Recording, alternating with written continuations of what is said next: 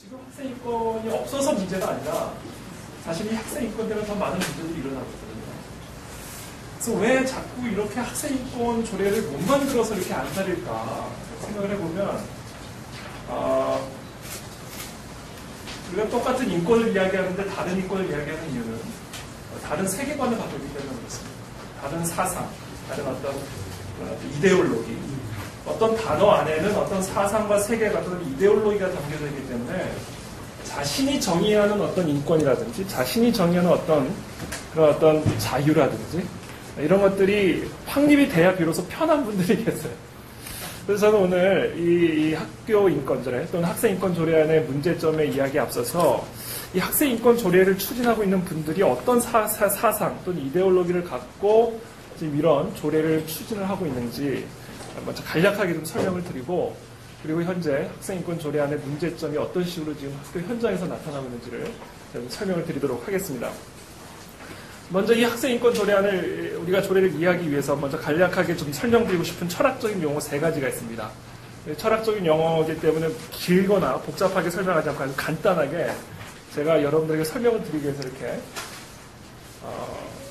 그림을 그려왔는데, 일단은 구조주의라는 단어를 좀 철학적 용어를 좀 이해할 필요가 있습니다. 스트럭처리즘이라고 할 수 있는데, 이 구조주의라는 것은 한마디로 무엇을 의미하냐면 어떤 사물을 우리가 이해할 때 어떤 사물의 의미는 그것을 둘러싼 어떤 문화적 구조들에 의해서 정의된다는 이론입니다.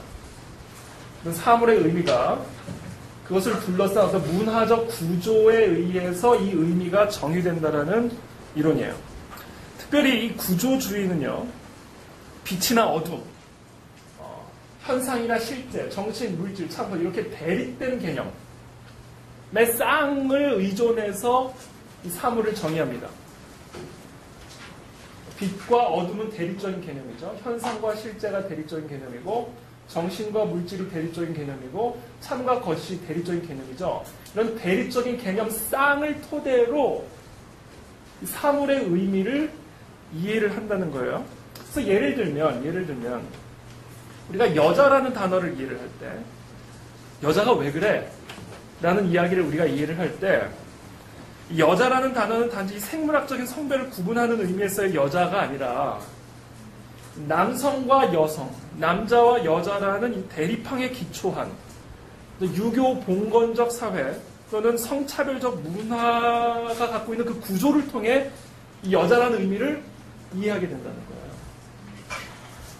그래서 이처럼 구조주의라는 것은 이와 같이 어떤 사물, 어떤 의미를 이해를 할 때 그것을 둘러싼 문화적 구조, 특별히 이런 대립항에 기초해서 만들어진 이 문화적 구조에 의해서 여자라는 또는 사물을 이해한다. 이것이 이제 구조주의라는 철학 사조라고 설명을 드릴 수가 있을 것 같습니다. 근데 이 구조주의에 갖고 있는 문제가 있어. 가만히 보니까 사람들이 보니까 어떤 문제가 있냐면 모든 것을 이런 빛, 어둠, 현상, 실제, 정신, 물질, 참, 거짓이라는 이런 어떤 대립적 구조를 토대로 모든 것을 이해하다 보니까 빛이 아닌 것은 어둠일 수밖에 없는 거예요. 참이 아닌 것은 거짓일 수밖에 없는 것이고, 그래서 어떻게 그렇게 갇혀진 어떤 대립적인 그 항 속에서만 생각이 국한되고 사고가 국한되다 보니까 그 대립항 바깥에서 생각할 수 있는 여지가 없어져 버린 거예요. 그래서 나타난 것이 이제 후기 구조주의라는 겁니다. 넘어가게. 후기 구조주의라는 거. 그것에 반발해서 나타난 게 후기 구조주의. 그러니까 포스트 스트럭처리즘이라고 합니다. 후기 구조주의. 이 후기 구조주의의 대표자가 있는데 그 사람이 누구냐면 자크 데리다라는, 무섭게 나왔는데 무서운 분이긴 합니다. 자크 데리다라는 이 프랑스 철학자에 의해서 사실은 시작이 됐다 할 만큼 대표적인 후기 구조주의 철학자입니다. 이 사람들이 봤을 때 그런 대립항, 구조 밖에서 생각해야겠다는 거예요. 너무 우리가 고립되어 있고 제한적이었던 거예요. 그래서 이 사람이 무엇을 주장하냐면 모든 걸 해체시키라는 방법을 통해 새로운 의미를 찾아가자라는 철학 사조들이 생겨나는 거예요. 그래서 특별히 이 사람들은요, 이 대립항은 사실은 거짓이고 허위다. 그래서 이걸 해체시켜라. 다 해체시켜라. 특별히 후기 구조주의자들은요, 남자와 여자, 성별, 또 이성애와 동성애, 성애, 이와 같은 이런 대립항에 기초한 관습과 문화적 구조들을 해체시켜야 된다고 주장합니다. 왜냐하면 그런 기존의 가치들, 그리고 그런 가치들을 유지시켜주던 신념들을 해체할 때 비로소 인간이 진정으로 해방되어질 수 있고 진정한 자유를 누릴 수 있다라고 생각을 하게 되는 것이죠. 그래서 이것이 후기구조주의인데, 이 후기구조주의는 사실 포스트 모더니즘하고 좁은 의미에서 거의 동의어로 사용이 됩니다. 포스트 모더니즘과. 이 모더니즘이라는 것은 뭐예요? 어떤 객관적인 진리, 지식이 있다고 믿는 거죠. 그래서 그 객관적인 지식을 토대로 진정한 평화와 번영을 누릴 수 있다고 생각한 게 모더니즘인데, 포스트 모더니즘 또는 이 포스트 스트럭처럴리즘은 뭐냐면 그런 객관적인 지식, 그동안에 우리가 믿어왔던 기존의 가치 안에는 어떤 꿍꿍이 속이 있다고 생각이 듭니다. 꿍꿍이 속. 예를 들어 우리가 그동안 믿어왔던 객관적인 진리라고 하는 것들, 가치 중립적이라고 주장했던 그 모든 것들, 사실 그 안에는 꿍꿍이 속이 있고 사실은 그것들은 다 이데올로기의 탈이다 라고 생각하는 겁니다. 이게 이제 이 후기 구조주의나 포스트 모더니즘의 그런 주장이죠. 그래서 지금 제가 설명드린 이것을 좀 도표로 만들었습니다. 이해를 돕기 위해서. 구조주의가 결국 이런 후기 구조주의에 반발하여 후기 구조주의와 포스트 모더니즘이 시작이 된 겁니다. 지금까지 말씀드린 것처럼 기존의 신념과 가치들을 해체시키고 기존의 질서들을 해체시키고 진정한 해방을 누리자라는 그런 철학적인 사조라고 말할 수가 있겠죠. 그래서 이 두 사조, 이 후기 구조주의 포스트 모더니즘 두 사조의 가장 핵심은 결국 기존 질서의 해체입니다. 기존 신념의 해체. 이와 같은 이런 철학 사조 혹은 이데올로기, 세계관이 문학, 예술, 연극, 영화, 건축 여러 분야에 지대한 영향을 미치게 되었고, 그것이 소위 1968년 프랑스 문화혁명을 통해, 이걸 우리가 흔히 68혁명이라고 하는데, 이 68혁명을 통해 이 영향력이 전 세계적으로 확산이 되기 시작한 겁니다. 그래서 이 68혁명 이후에 형성된 이 유럽의 인권이라는 개념 또는 좌파 사상은 이 구소련이 해체되고 또 동구권이 몰락하면서 길을 잃은 한국 좌파들에게 새로운 이념과 새로운 모델이 되었어요. 그래서 이 68혁명 이후에 나타난 네오마르크시스트, 거의 똑같다고 말해도 틀림이 없습니다. 네오마르크시스트, 뉴마르크시스트죠. 뉴마르크시즘, 네오마르크시스트, 포스트 모더니즘, 후기 구조랑 거의 공유되어지는 것들이 많은 거죠. 그리고 유럽 좌파들이 이제 전 세계적으로 영향력을 미치게 되면서, 제가 좀 전에 설명드린 것처럼 구소련이 몰락하고 그 다음에 그 동구권이 몰락하면서 길을 잃은 한국 좌파들이 새로운 이념 모델로 삼게 되는 거예요.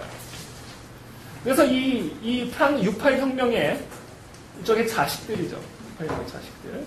이 사람들이 그래서 구체적으로 추진하는 여러 동력들이 있는데, 그 중에 뭐냐면 그동안 기존에 우리가 따라왔던 모든 성윤리, 특별히 서구 유럽에서의 성윤리는 기독교적 어떤 그런 가치관 또는 세계관에 입각한 성윤리입니다. 그것을 해체시키자. 그와 같은 윤리를 기초로 만든 모든 가정제도 해체시켜라. 이성애, 동성애 다 해체시켜라. 이런 논리로 확산이 되기 시작한 거고요. 또 한편으로는 자본주의 해체시켜라. 그리고 기독교 해체시켜라. 서구 유럽의 그동안 기독교적 신념, 그렇죠? 전통적인 신념이라고 믿었던 기독교 해체시켜라. 그리고 이 둘의 어떤 본부와 같은 미국, 그걸 공격하라. 이렇게 되는 겁니다. 이것이 지금 현재 한국 좌파, 특히 우리 한국 좌파들을 이해를 할 때 우리가 기본적으로 이해해야 할 어떤 사상적 토대다라고 설명을 좀 드릴 수가 있을 것 같습니다. 그래서 결론적으로 말씀을 드린다면 68혁명 또는 유럽 좌파의 정치 철학의 핵심을 한마디로 표현한다면 그것은 기존 질서의 해체입니다. 기존 질서의 해체.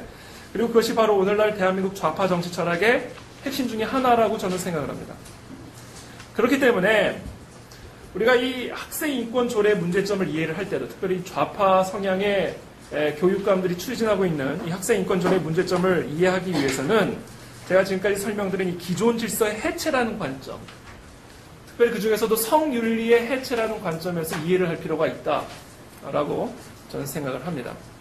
그런 의미에서 우리가 한 명 꼭 이해를 하고 넘어갈 분이 계신데 바로 빌헬름 라히히라는 사람입니다. 빌헬름 라히히. 간단하게 설명해 주겠습니다. 이 사람은 어렸을 때 어머니가 가정교사랑 바람이 났어요.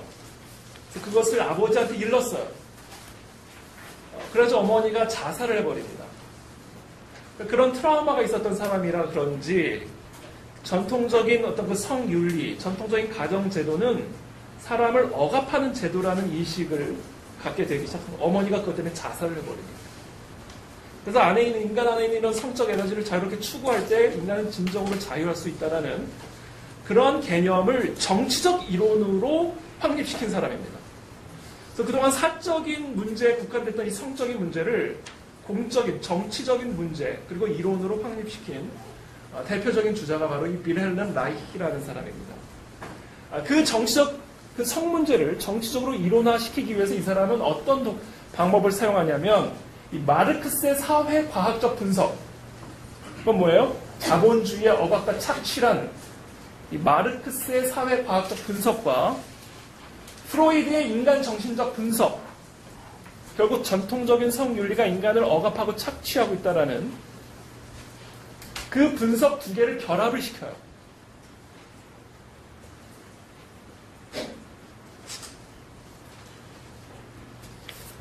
그래서 성정치라는 새로운 분야를 이제 확립을 시킵니다. 이 마르크스의 분석과 프로이드의 인간정신적 분석을 결합을 시켜서 성정치, 그동안 사적인 영역에 속해 있던 성을 정치적인 어떤 그런 이론으로 확립을 시킵니다. 그래서 결국 마르크스가 주장한 노동력의 억압과 착취 구조에 대비해서 인간의 성욕구에 대한 억압과 착취를 분석한 거예요. 그리고 그 억압자와 착취자가 뭐냐면 바로 전통적인 신념, 특별히 기독교적인 성윤리, 가정구조, 이 모든 것들을 인간을 억압하고 착취하는 그런 착취자로 이제 주장을 하게 되는 것이죠. 그래서 이와 같은 사람들의 세계관에 따라 결국 어린이와 청소년의 성을 억압하는 성윤리, 또는 일부 일처제를 강요하는 가족제도, 또는 이성애만을 진정한 성으로 인정하는 그런 모든 성윤리는 우리 인간의 몸을 억압하고 통제하는 폭력적인 제도이고, 진정한 인간 해방을 위해서는 우리는 그와 같은 정치 문화 체제에 저항을 해야 된다. 그럴 때 비로소 우리 아이들이, 우리 청소년들이 진정으로 자유롭고 자치적인 노동자로서 이 세상을 살아갈 수 있다라고 생각을 하는 거예요.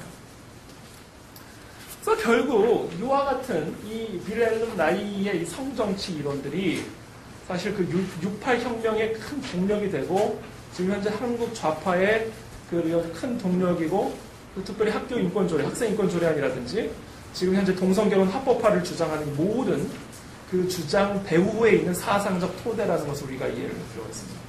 그러면 동성애를 인정하는 것과 동성결혼을 인정하는 것은 다른 문제입니다. 제가 이거는 우리 원장님께서 또 다른 세미나를 또 허락해 주신다면 이 동성결혼의 문제, 이것이 어떻게 경제적인 문제를 일으키고 사회의 문제적인 가정제도를 무너뜨리는 것인지를 우리가 한번 또 이 세미나를 별도로 한번 좀 열 필요가 있지 않을까라는 제안을 드리며 한 사람만 더 언급을 하고 실질적인 현재 사례들을 좀 말씀드리도록 하겠습니다. 이 루이 알티세르라는 사람인데, 이 사람이 이데올로기적 국가기구라는 논리를 펴니다. 이게 뭐냐면요, 두 가지 국가기구가 있어요. 억압적 국가기구가 있고 이데올로기적 국가기구가 있습니다. 이 억압적 국가기구라는 것은 아까 현재 우리 사회를 억압하고 있는 그런 모든 정부, 군대, 경찰, 법원, 이것들이 다 억압적 국가기구예요. 우리들을 억압하고 착취하고 있는 억압적 국가기구입니다. 그리고 이 억압적 국가기구 안에 이 억압적 국가기구의 세계관과 사상, 이데올로기를 주입시키고 있는 이데올로기적 국가기구가 있는데, 그 이데올로기적 국가기구가 어떤 것들이에요? 바로 가정, 학교, 교회와 같은 거예요. 이 사람들 맞죠? 이 사람들 맞죠? 그러므로 이 억압적 국가기구를 해체시키려면 그 억압적 국가기구를 지탱하고 있는 이 이데올로기적 국가기구부터 해체를 시켜야 되는 거예요.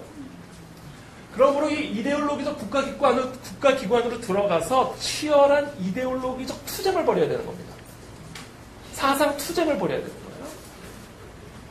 바로 지금 우리가 논의하고 있는 학생 인권 조례가 바로 그와 같은 투쟁의 도구로 만들어지고 있다는 걸 우리가 이해해요.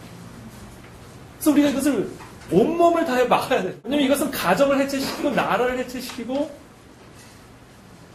국가를 해체시키는 투쟁 도구이기 때문에 특별히 우리 어린 아이들의 사상을 해체시키는 그런 사회 악과 같은 것이기 때문에 우리가 이것을 정말 막아야 된다. 싸워야 된다.